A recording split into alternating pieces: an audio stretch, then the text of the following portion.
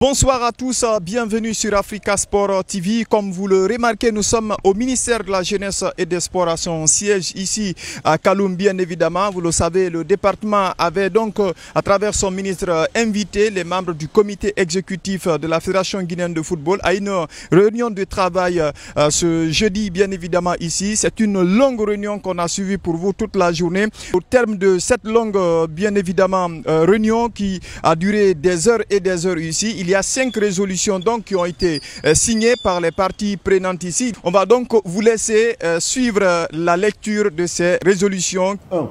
Mise en place d'une commission de travail ad hoc pour une proposition d'amendement des textes pour sa conformité avec les attentes des acteurs du football et les lois nationales.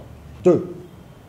Les parties acceptent de l'envoi de 2 missions d'inspection distinctes de la FIFA et de l'État afin de certifier la gestion des fonds mis à la disposition de la FEGIFOOT, chacun en ce qui le concerne.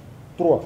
Les parties s'engagent à prendre toutes les dispositions nécessaires pour l'organisation pacifique et consensuelle de l'Assemblée générale du 8 mai 2025 et, si nécessaire, programmer une nouvelle Assemblée extraordinaire pour l'adoption des textes avant le 27 juin 2025. 4. Pendant la période moratoire, les parties ont décidé de s'accorder sur la continuité normale des activités de la Fédération guinéenne de football. 5. Avant l'Assemblée générale ordinaire, que le fonctionnement de la FEGIFOOT sera assuré par le comité exécutif sous la présidence intérimaire de M. Sori Doumbouya, vice-président le plus âgé du comité.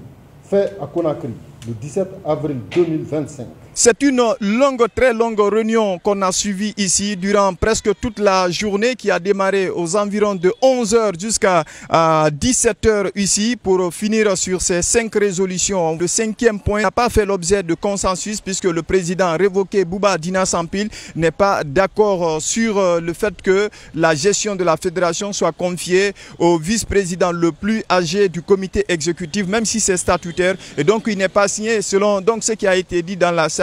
Il a besoin d'une consultation, donc le point est sous réserve. Mais ce qui reste clair et qu'il faut retenir, la gestion de la Fédération guinéenne de football, comme stipulent les statuts, revient au comité exécutif sous bien évidemment la présidence du président intérimaire Sori Doumbouya, le vice-président le plus âgé. Et il y aura, comme vous l'avez entendu dans cette résolution, un comité ad hoc qui va être mis en place, qui va travailler sur les statuts. Et donc la fédération continuera de fonctionner, en tout cas à l'issue de cette réunion d'aujourd'hui. On espère qu'on a pu trouver des résolutions qui vont donc dans le sens de mettre tout le monde ensemble afin que justement le football guinéen continue de vivre, de se développer pour permettre aux acteurs d'en bénéficier justement sur le terrain.